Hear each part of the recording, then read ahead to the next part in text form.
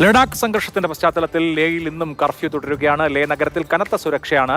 സർക്കാർ എല്ലാ പ്രശ്നങ്ങളും തന്റെ മേലെയിട്ട് പഴിചാരുകയാണ് എന്ന് സോനം വാങ്ചുക് പറഞ്ഞു. അർജുൻ പീതാംബരനാണ് വിവരങ്ങളുമായി ഉള്ളത്. അർജുൻ, യുവാക്കളുടെ പ്രതിഷേധത്തെ തുടർന്ന് കർഫ്യൂവിന് സമാനമായ സാഹചര്യമാണ് ഉള്ളത് അവിടെ എന്ന് മനസ്സിലാക്കുന്നു. സോനം വാങ്ചുക്കിനെ പ്രതികാര നടപടികൾക്ക് വിധേയമാക്കും എന്ന നിലയിലുള്ള ഒരു പ്രതീതിയുമുണ്ട്. എന്താണിപ്പോൾ സോനം വാങ്ചുക് പറയുന്നത്? പ്രക്ഷോഭകർ ഇന്ന് എവിടെയെങ്കിലും ഉണ്ടോ?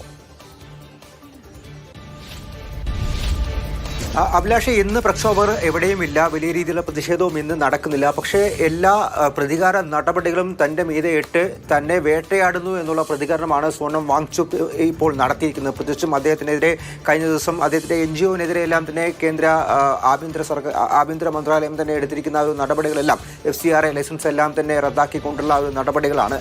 എന്തായാലും ഒക്ടോബർ 6-ാം തീയതി നടക്കാൻ പോകുന്ന പ്രധാനപ്പെട്ട ചർച്ച, അത് ഈ സംഘർഷം അതുപോലെ തന്നെ നിലവിൽ നിൽക്കുന്ന ഒരു സാഹചര്യം, അതെല്ലാം തന്നെ എങ്ങനെ ഇനി ശാന്തതയിലേക്ക് കൊണ്ടുവരാൻ സാധിക്കും എന്നുള്ളതിനെ സംബന്ധിച്ചിരിക്കും. ആ ചർച്ചയെല്ലാം തന്നെ നിൽക്കുന്നതിന് മുന്നോടിയായി നാളെ ഡൽഹിയിൽ ഈ ആഭ്യന്തര മന്ത്രാലയവും അതുപോലെ തന്നെ ലഡാക്കിലെ ലേ അപെക്സ് ബോഡിയും തമ്മിലൊരു ചർച്ച കൂടി, അതായത് ഈ പ്രധാനപ്പെട്ട ചർച്ചയ്ക്ക് മുന്നോടിയായി നടക്കുന്ന ചർച്ചയാണ്. എങ്ങനെയാണ് മുന്നോട്ടുള്ള കാര്യങ്ങൾ കൊണ്ടുപോകേണ്ടത് തുടങ്ങിയിട്ടുള്ള കാര്യങ്ങളൊക്കെ തന്നെ നാളെ നടക്കാൻ പോകുന്ന ആ കൂടിക്കാഴ്ചയിൽ ഇരു കൂട്ടരും തീരുമാനിക്കുമെന്നുള്ള കാര്യം തന്നെയാണ് നമുക്കറിയാൻ സാധിക്കുന്നത്. 7 അംഗ സംഘം ലഡാക്കിൽ നിന്ന് ഡൽഹിയിലെത്തും. കേന്ദ്ര ആഭ്യന്തര മന്ത്രാലയ ഉദ്യോഗസ്ഥരുമായി കൂടിക്കാഴ്ച നടത്തുകയും ചെയ്യും. എന്തായാലും ഈ സോനം വാങ്ചുക്കിനെതിരെ പക്ഷേ നടപടികൾ, അദ്ദേഹത്തിൻ്റെ NGO-ക്കെതിരെ എല്ലാം തന്നെ നടപടികൾ കുറച്ചുകൂടി ശക്തമാക്കാൻ വേണ്ടിയിട്ട് തന്നെയാണ് ആഭ്യന്തര മന്ത്രാലയം നീക്കങ്ങൾ നടത്തുന്നത്. അത് നേരത്തെ ഓഗസ്റ്റ് ആദ്യ വാരം തൊട്ട് തന്നെ അദ്ദേഹത്തിൻ്റെ ഈ NGO-കൾക്കെതിരെ നിരവധി ഷോക്കോസ് നോട്ടീസുകളെല്ലാം തന്നെ അയച്ചിരുന്നു. പ്രത്യേകിച്ചും FCRA ചട്ടങ്ങളിലെല്ലാം തന്നെ വലിയ രീതിയിൽ ലംഘനം നടത്തി എന്നുള്ള കാര്യങ്ങളൊക്കെ ആരോപിച്ചാണ്